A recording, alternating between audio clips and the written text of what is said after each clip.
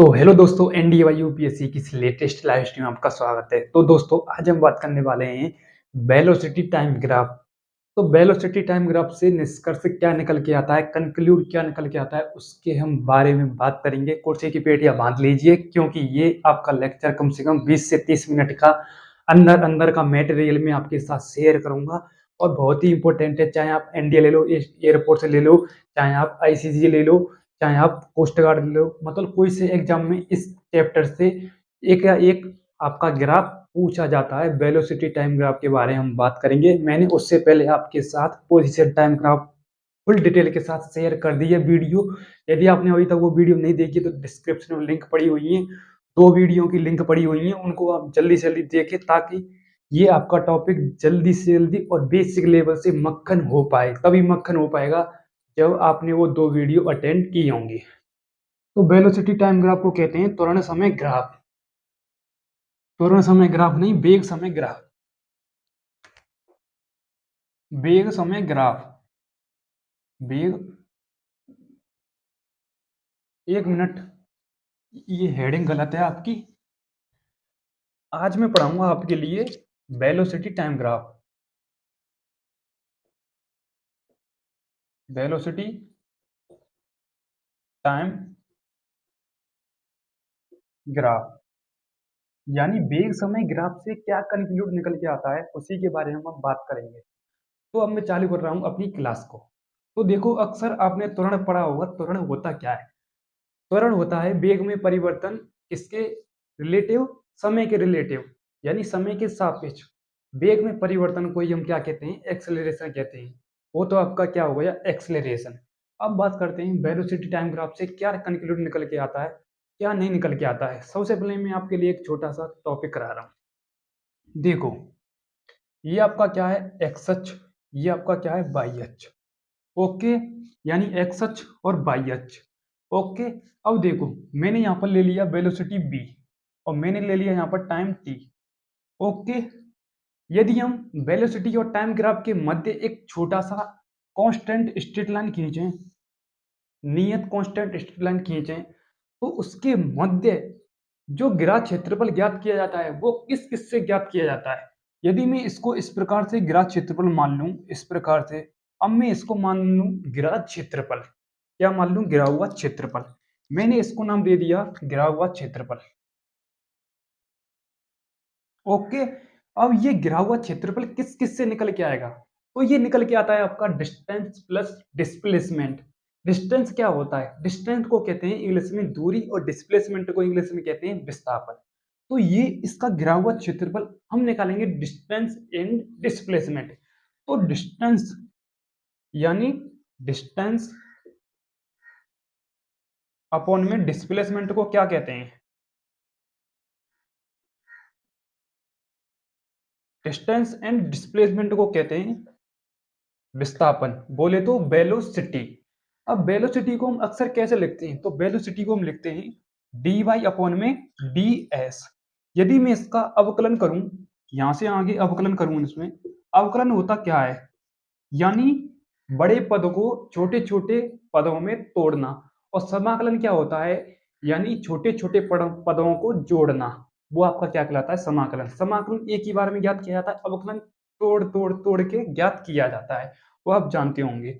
अब मैं यहाँ से करूंगा इसका अवकलन नहीं समाकलन। यहाँ से आगे मैं इसका क्या करूंगा? समाकलन करूंगा। ओके, तो यहाँ से आगे मैं समाकलन किस प्रकार से करूंगा? इसका मल्टीप्लाई में इससे कर देता हूँ। तो डी वाई अपॉन में D B into D S. तो ये हो गया इसका गिरा हुआ क्षेत्रफल। समाकलन D Y equal B into D S. Okay, अब बात करते हैं हम वेलोसिटी टाइम ग्राफ की। ये तो आपका हो गया मतलब सिंपल सा बेस। अब मैं इससे एक छोटा सा रिलेटेड आपके लिए ग्राफ शेयर करूंगा, तो ग्राफ देखते जाइए। अब देखो, यहां से आगे मैंने मान लिया वेग आपका पॉजिटिव, ये हो गया आपका वाई अक्ष, ये हो गया आपका वाई अक्ष पॉजिटिव, वाई अक्ष नेगेटिव। पॉजिटिव ऊपर होता है, नेगेटिव नीचे होता है। ये हो गया आपका वेलोसिटी क्या? नेगेटिव। ओके, और देखो यहां से आगे मैं यहां पर ले लेता हूं टाइम। ये हो गया आपका वेलोसिटी, ये हो गया आपका टाइम। अब मैं इसके मध्य एक छोटा सा ग्राफ बताऊंगा जैसे ये आपका मतलब वेग टाइम के साथ इंक्रीज कर रहा है यहाँ से लेके यहाँ तक। अब मैंने टाइम के साथ वेग डिक्रीज करा दिया इस प्रकार से, और मैंने इस प्रकार से इसको और इंक्रीज करा दिया। क्या करा दिया? इंक्रीज करा दिया। और मैंने इस प्रकार से इसको डिक्रीज करा दिया। तो आप देख सकते हैं यहाँ से आगे क्या निष्कर्ष निकल रहा है। मैंने इसको नाम दे दिया पॉइंट 1, मैंने इसको नाम दे दिया पॉइंट 2, मैंने इसको नाम दे दिया पॉइंट 3, और अक्सर आपकी लैंग्वेज में कहें तो A1, A2 और A3। ओके, यहाँ तक क्लियर। अब हम बात करेंगे कि वेलोसिटी टाइम के साथ कौन से अक्ष पर बढ़ रही है, कौन से अक्ष पर पॉजिटिव आ रही है, कौन से अक्ष पर नेगेटिव आ रही है। तो अक्सर देखो वेलोसिटी टाइम के साथ इंक्रीज हो रहा है तो हमारा एक्सेलरेशन क्या आएगा? पॉजिटिव आएगा। जब मैंने पोजीशन टाइम ग्राफ में आपके लिए बताया था, यदि वेलोसिटी यानी पोजीशन समय के साथ इंक्रीज होगी तो आपका वेग क्या आएगा, मतलब एक्सेलरेशन क्या आएगा? पॉजिटिव आएगा। यदि डिक्रीज करेगा वेग समय के साथ तो आपका क्या आएगा? एक्सेलरेशन नेगेटिव आएगा। यही रूल इसमें अप्लाई होगा। अब देखो अभी तो मैंने ये टॉपिक चालू नहीं किया, मैं आपके लिए बेस सिखा रहा हूँ ताकि अगला टॉपिक बेहतर से बेहतर समझ में आ पाए। देखो अब यहाँ से आगे देखो, इस ओरिजिन मूल बिंदु से वेग इंक्रीज कर रहा है समय के साथ तो ये होगा प्लस का, और यहाँ से आगे डिक्रीज कर रहा है ये क्या होगा आपका? नेगेटिव। पॉजिटिव नेगेटिव, फिर यहाँ से आगे ये क्या कर रहा है? इंक्रीज कर रहा है। क्या वेग समय के साथ इंक्रीज कर रहा है तो ये आएगा आपका पॉजिटिव। तो आप कह सकते हैं A1 तो आपका प्लस का है, A2 आपका माइनस का है, और A3 आपका क्या है? प्लस का है। ये आपका त्रिभुज है, ये भी आपका त्रिभुज है, ये आपका समलंब चतुर्भुज है। यानी त्रिभुज त्रिभुज और समलंब चतुर्भुज। ठीक है, दो आपके त्रिभुज बन रहे हैं और एक आपका समलंब त्रिभुज के निर्माण हो रहा है। अब मैं इसकी लैंग्वेज लिखा रहा हूँ, उससे पहले आप एक बार इसका स्क्रीनशॉट भाई कहा था हेरिंग डार्ट के वेलोसिटी टाइम ग्राफ। ओके, अब मैं इससे आगे इसकी लैंग्वेज लिखाऊंगा, फिर उससे आगे इसको समझाऊंगा मैं वेलोसिटी टाइम ग्राफ। बट ये वेलोसिटी टाइम ग्राफ में ही इसके कॉन्सेप्ट हैं उससे पहले। एक बार इसकी स्क्रीनशॉट लें जल्दी से जल्दी। ओके, देखो ये हो गया आपका डिस्प्लेसमेंट, बोले तो विस्थापन निकाला है मैंने, गिरा हुआ क्षेत्रफल। ओके, अब मैं इसकी लैंग्वेज लिखा रहा हूं आपके साथ। देखो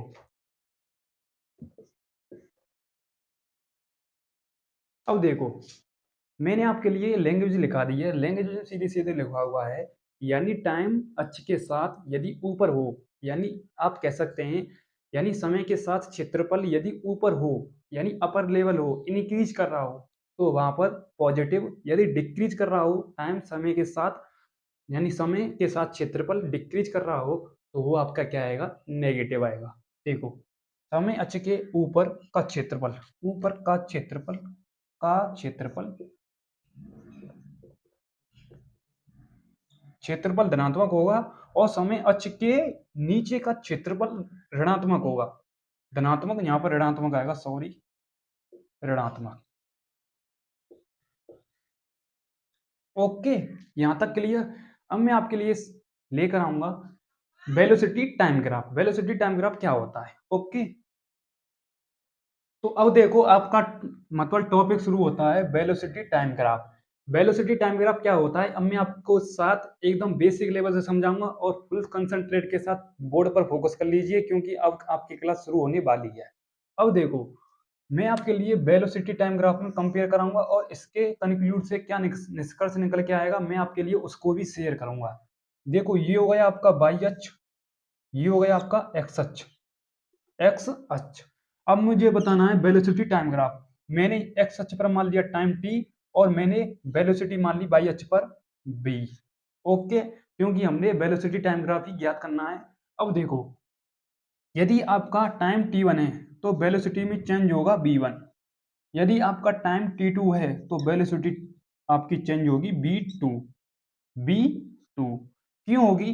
देखो मेरा यहाँ पर टाइम t1 है, यदि मैं थोड़ा आगे जाऊं तो मेरा वेग हो जाएगा चेंज v1। यदि मैं टाइम t2 पर आऊं तो मेरा वेग हो जाएगा चेंज v2। ओके, जैसे मैंने आपके लिए पोजीशन टाइम ग्राफ कराया था वैसे ही मैं आपके लिए वेलोसिटी टाइम ग्राफ करा रहा हूँ, कॉपी पेस्ट करा रहा हूँ।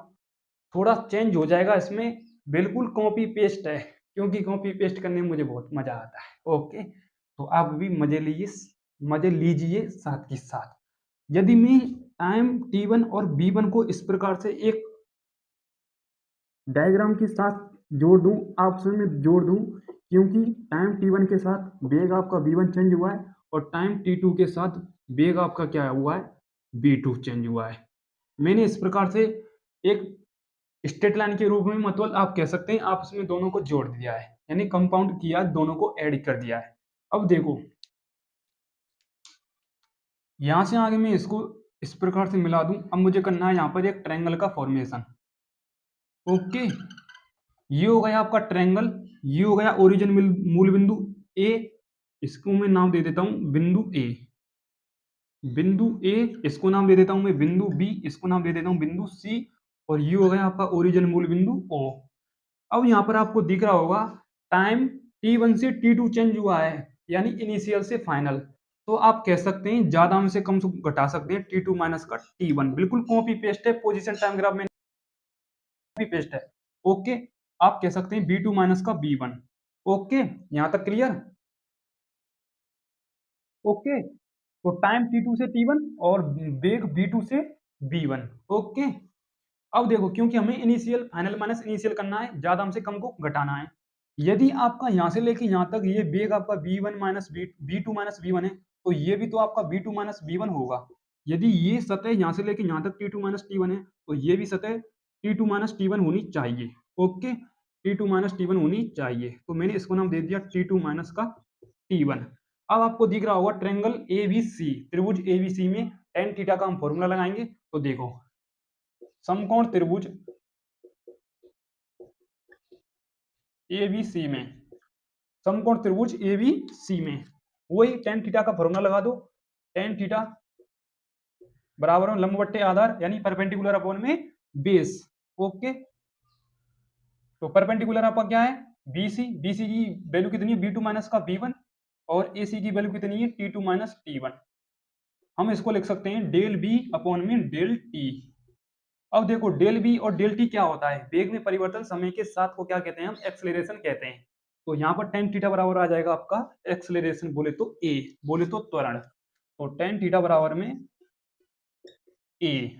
ओके, क्योंकि डी वी अपॉन में डी टी, डी यानी डेल्टा, डेल्टा क्या दर्शाता है, परिवर्तन। परिवर्तन किस में हो रहा है, चेंज किस में हो रहा है, वेलोसिटी में, किसके सापेक्ष, टाइम के सापेक्ष, यानी वेग में परिवर्तन की दर को क्या कहते हैं हम, tan थीटा बराबर में एक्सेलरेशन आएगा। सीधी सीधी सिंपल सी बात है। तो इससे ये कंक्लूड निकलता है कि वेलोसिटी टाइम ग्राफ को यदि हम कंपाउंड करें और आगे अध्ययन करें, वेलोसिटी टाइम ग्राफ का आगे अध्ययन लें, नॉलेज लें, तो उसके कंक्लूड निकल के क्या आता है, तो उससे कंक्लूड निकल के आता है आपका त्वरण का कंक्लूड। जैसे मैंने आपके लिए पोजीशन टाइम ग्राफ, वो तो विस्थापन टाइम ग्राफ मैंने कराया था, तो उससे क्या निकल गया था आपका वेलोसिटी। पोजीशन यानी विस्थापन। ओके, इसको याद रखना, कहीं आप यूं नहीं कह देना कि पोजीशन अलग है विस्थापन अलग है। मैंने यहाँ पर पोजीशन मतलब शब्द ऐड किया था उस मैंने लेक्चर में, तो वो आपका वेलोसिटी यानी विस्थापन बट्टे समय ही था, ठीक है, यानी डिस्प्लेसमेंट था वो, ठीक है। बट यहाँ पर आपका क्या है, वेलोसिटी अपॉन में टाइम। तो वेग में परिवर्तन की दर को क्या कहते हैं, हम एक्सेलरेशन कहते हैं। तो वेलोसिटी टाइम ग्राफ से एक्सेलरेशन निकल करके आता है, या वेलोसिटी टाइम ग्राफ एक्सेलरेशन यानी त्वरण को प्रदर्शित करता है। मैं इसकी लैंग्वेज लिखा रहा हूं।